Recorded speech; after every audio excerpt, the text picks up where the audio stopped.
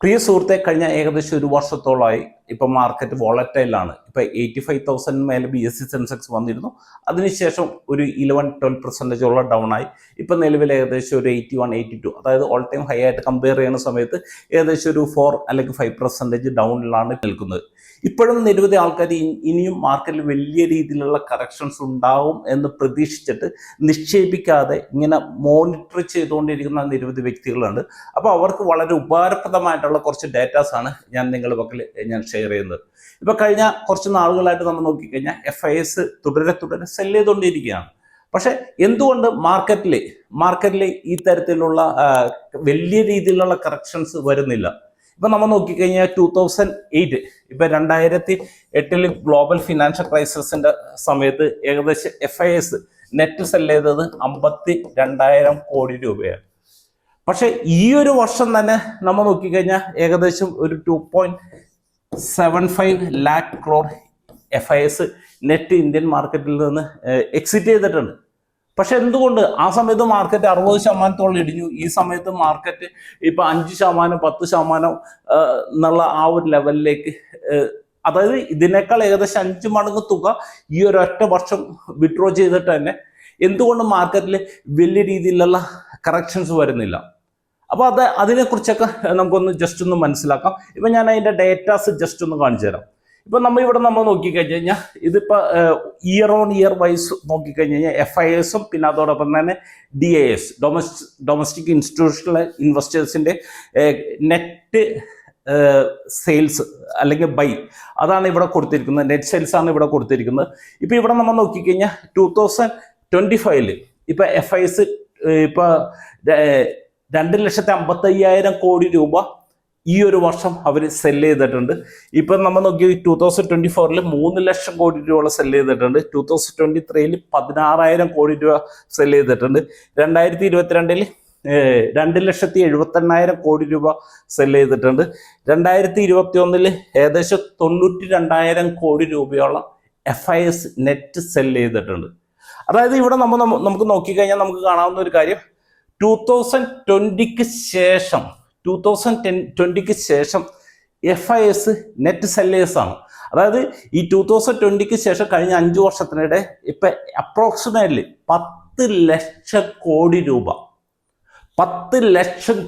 രൂപ FIS Indian മാർക്കറ്റിൽ നിന്ന് അവർ തിരിച്ചെടുത്തിട്ട് അവർ പുറത്തേക്ക് കൊണ്ടുപോയിട്ടുണ്ട്. പക്ഷേ ഇത്രയും വലിയ സെല്ല് നടക്കുന്ന സമയത്തും എന്തുകൊണ്ട് മാർക്കറ്റിൽ വലിയ രീതിയിൽ കറക്ഷൻ നടക്കുന്നില്ല? ഇപ്പം ഞാൻ നേരത്തെ പറഞ്ഞു, ഇപ്പം 2008 ഏകദേശം 52,000 കോടി മാത്രമാണ് അവർ മാർക്കറ്റിൽ നിന്ന് എക്സിറ്റ് ചെയ്ത് പോയത്. ആ സമയത്താണ് മാർക്കറ്റിൽ 55%, 60% ഒക്കെ ഇടിവൊക്കെ സംഭവിച്ചത്. പക്ഷെ എന്തുകൊണ്ട് ഈ സമയത്ത് ആ തരത്തിലുള്ള കറക്ഷൻസ് നടക്കുന്നില്ല എന്ന് ചോദിച്ചു കഴിഞ്ഞാൽ, ഇവിടെ FIS 2,55,000 കോടി രൂപ എക്സിറ്റ് ചെയ്ത സമയത്ത് ഡൊമസ്റ്റിക് ഇൻവെസ്റ്റേഴ്സ് ബൈ ചെയ്തത് 5,82,000 കോടി രൂപ. അതായത് കഴിഞ്ഞ 2 വർഷം കൊണ്ട് ഏകദേശം 5,50,000 രൂപ FIS നെറ്റ് സെല്ല് ചെയ്ത സമയത്ത് ഡൊമസ്റ്റിക് ഇൻവെസ്റ്റേഴ്സ് ഏകദേശം 11 ലക്ഷം കോടി രൂപ. അതായത് ഇവിടെ 5 ലക്ഷം രൂപ എക്സിറ്റ് ചെയ്ത സമയത്ത് ഇവിടെ ഡൊമസ്റ്റിക് ഇൻവെസ്റ്റേഴ്സ് 11 ലക്ഷം കോടി രൂപയോളം മാർക്കറ്റിലേക്ക് നെറ്റ് ബൈ ചെയ്തു.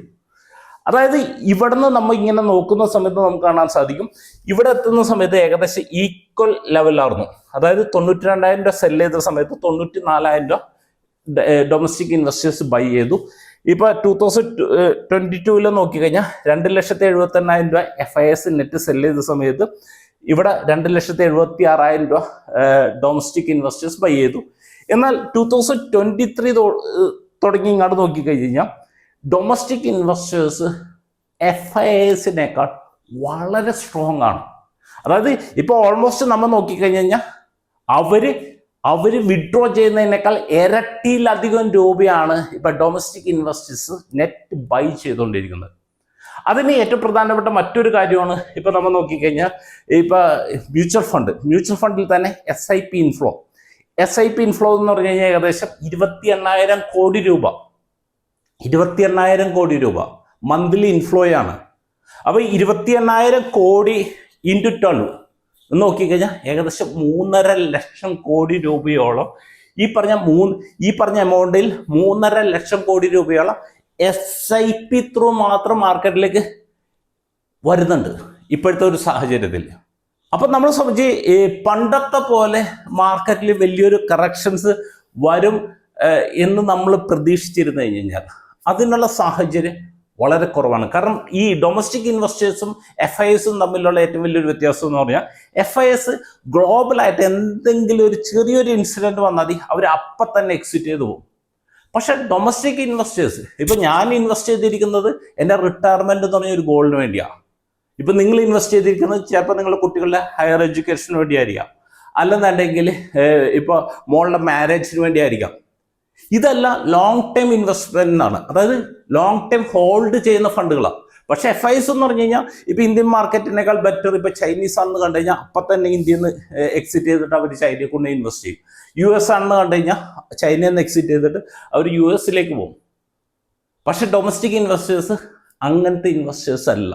അപ്പോൾ അതുകൊണ്ട് തന്നെ ഇപ്പോൾ പണ്ടത്തെ പോലെ 40% 50% ഒക്കെ കറക്ഷൻ നമ്മൾ പ്രതീക്ഷിച്ചിരുന്നു കഴിഞ്ഞാൽ അതിനുള്ള സാഹചര്യം ഇപ്പോഴത്തെ ഒരു സാഹചര്യത്തിൽ വളരെ കുറവാണ്. പിന്നെ രണ്ടാമതായിട്ട് ഇപ്പം നമുക്ക് പറയാവുന്ന ഒരു കാര്യം, ഈ ഇടക്ക് ഇപ്പം ഗവൺമെൻറ് കൊണ്ടുവന്ന സ്ട്രക്ചർ പരമായിട്ടുള്ള കുറേ ചേഞ്ചസ് ഉണ്ട്. അതിലേറ്റവും പ്രധാനപ്പെട്ട ഒരു കാര്യമാണ് കുറേ നാളുകൾക്ക് ശേഷം നമ്മളെ ഇൻകം ടാക്സ് സ്ലാബ് വളരെ വലിയ രീതിയിൽ കൂട്ടി. അപ്പോൾ അതിലൂടെ ഏകദേശം ഈ ഒരു വർഷം 1 ലക്ഷം കോടി രൂപയോളം എക്സ്ട്രാ മാർക്കറ്റിലേക്ക് വരുമെന്നാണ് പ്രഡിക്റ്റ് ചെയ്തിരിക്കുന്നത്. അപ്പോൾ ഈ 1 ലക്ഷം കോടി രൂപയോളം ആൾക്കാരുടെ കയ്യിൽ എക്സ്ട്രാ വരുന്ന സമയത്ത് അവർ ഇത് പല കാര്യങ്ങൾക്ക് വേണ്ടി സ്പെൻഡ് ചെയ്യും. അത് ഓട്ടോമാറ്റിക്കലി അത് മാർക്കറ്റിൽ അതിൻ്റെ ഒരു റിഫ്ലക്ഷൻ ഉണ്ടാവും. ഇനി രണ്ടാമതായിട്ട് ഇപ്പം നമുക്കറിയാം GST. ഇപ്പൊ കുറെ നാള് GST ഇംപ്ലിമെന്റ് ചെയ്തതിന് ശേഷം ആദ്യമായിട്ടാണ് ഈ തരത്തിലുള്ള ഒരു കട്ടിങ് വരുത്തുന്നത്. ഓൾമോസ്റ്റ് വലിയ രീതിയിലുള്ള, അതായത് ഓൾമോസ്റ്റ് ഇപ്പൊ പല കണക്കുകളും പറയുന്നത് ശരാശരി ഓരോ കുടുംബത്തിനും ഒരു 4000-5000 രൂപയോളം ഓരോ മാസത്തോളം എക്സ്ട്രാ സേവിങ് ഈ GST കട്ടിലൂടെ ഉണ്ടാവുമെന്നാണ് പല സർവേകളും പല സംഭവങ്ങളും പറയുന്നത്. അപ്പൊ ഇതെല്ലാം ഓട്ടോമാറ്റിക്കലി എന്ത് ചെയ്യും, വീണ്ടും ഇത് മാർക്കറ്റിലേക്ക് പല പർച്ചേസായിട്ട്, ചിലപ്പോൾ കാറായിട്ടായിരിക്കും, മൊബൈൽ ഫോണായിട്ടായിരിക്കും, അങ്ങനെയുള്ള പല കാര്യങ്ങളായിട്ട് ഇത് വീണ്ടും മാർക്കറ്റിലേക്ക് വരും. അത് ഓട്ടോമാറ്റിക്കലി അത് ബിസിനസ്സുകളെ ബൂം ചെയ്യിപ്പിക്കും. അപ്പോൾ അതുകൊണ്ട് തന്നെ ഈ തരത്തിലുള്ള ഫണ്ടമെന്റൽ ആയിട്ടുള്ള ഇപ്പം ഇന്ത്യയെ സംബന്ധിച്ച് നെഗറ്റീവ് പറയാനൊന്നുമില്ല. കാരണം ഇന്ത്യയുടെ ഇപ്പോൾ ഫണ്ടമെന്റൽസ് എല്ലാം സ്ട്രോങ് ആണ്. ആകെ ഇപ്പൊ ഗ്ലോബലായിട്ടുള്ള ഈ ട്രംപായിട്ട് ബന്ധപ്പെട്ടുള്ള കുറെ ഇഷ്യൂസ് കൊണ്ട് മാത്രം ആ ഒരു അടുത്തൊരു ലെവലിലേക്ക് പോകാൻ പറ്റാത്തൊരവസ്ഥയിൽ ഇങ്ങനെ നിൽക്കുന്നതാണ്. പക്ഷെ ഇതിനൊക്കെ ഒരു ചെറിയൊരു ക്ലാരിറ്റി വന്നു കഴിഞ്ഞു കഴിഞ്ഞാൽ മാർക്കറ്റിൽ വലിയ രീതിയിലുള്ള അടുത്ത ലെവലിലേക്ക് പോകാനുള്ള ചാൻസുകളെല്ലാം ഉണ്ട് എന്ന് തന്നെയാണ് എല്ലാ എക്കണോമിസ്റ്റുകളും പ്രെഡിക്റ്റ് ചെയ്തിരിക്കുന്നത്. അപ്പോൾ അതുകൊണ്ട് തന്നെ ഇപ്പം നമുക്ക് എടുക്കാവുന്ന ഒരു സ്ട്രാറ്റജി, നമ്മൾ വെറുതെ പണം ഈ ക്യാഷായിട്ട് വെറുതെ ഹോൾഡ് ചെയ്തിരുന്ന് കാഴ്ചക്കാരായിട്ട് മാറാതെ നമുക്ക് പറ്റാവുന്ന നല്ല രീതിയിൽ നമ്മൾ മ്യൂച്വൽ ഫണ്ട് ത്രൂവോ അല്ലെന്നുണ്ടെങ്കിൽ നമുക്ക് അത്രയ്ക്കും കോൺഫിഡൻ്റ് ഉള്ള ഷെയർസിലോ ഡയറക്റ്റ് ഇൻവെസ്റ്റ് ചെയ്തിട്ട് മാർക്കറ്റിൽ പാർട്ടിസിപ്പേറ്റ് ചെയ്യുക എന്നത് വളരെ പ്രധാനപ്പെട്ട ഒരു കാര്യമാണ്.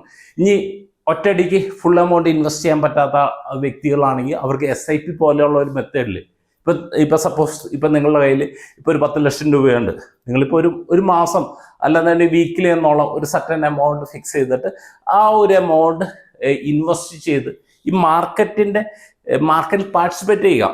കാരണം എന്താണെന്ന് വെച്ച് കഴിഞ്ഞാൽ ഈ ഏറ്റവും ബോട്ടം എത്തിയിട്ട് ഇൻവെസ്റ്റ് ചെയ്യാൻ പോകുന്ന ആൾക്കാർക്ക് എൻ്റെ ഇത്ര നാളത്തെ ഒരു ഹിസ്റ്ററിയിൽ അല്ലെങ്കിൽ ഒരു എക്സ്പീരിയൻസിൽ നോക്കിക്കഴിഞ്ഞ് കഴിഞ്ഞാൽ എനിക്ക് പറയാവുന്ന ഒരു കാര്യം, അവർക്ക് ഈ ബസ് മിസ് ചെയ്യാനാണ് കൂടുതൽ ചാൻസ്. അപ്പോൾ ഈ വീഡിയോ താങ്കൾക്ക് ഉപകാരപ്രദമായെങ്കിൽ താങ്കളുടെ എല്ലാ സുഹൃത്തുക്കളും ഷെയർ ചെയ്യുക. അതോടൊപ്പം നിക്ഷേപ സംബന്ധമായ ഞങ്ങളുടെ സേവനങ്ങളെക്കുറിച്ച് താങ്കൾക്ക് കൂടുതൽ അറിയണമെങ്കിൽ ഈ സ്ക്രീനിൽ കാണിച്ചിരിക്കുന്ന ഈ നമ്പറിൽ താങ്കൾക്ക് വാട്സാപ്പ് വഴിയോ കോൾ ചെയ്തോ കോൺടാക്ട് ചെയ്യാവുന്നതാണ്. അടുത്ത ആഴ്ച നമുക്ക് സാമ്പത്തിക മേഖലയിലെ പുത്തൻ വിശേഷങ്ങളുമായി നമുക്ക് 9 ടിപ്സ് നമുക്ക് വീണ്ടും കാണാം. Okay, wish you all the best.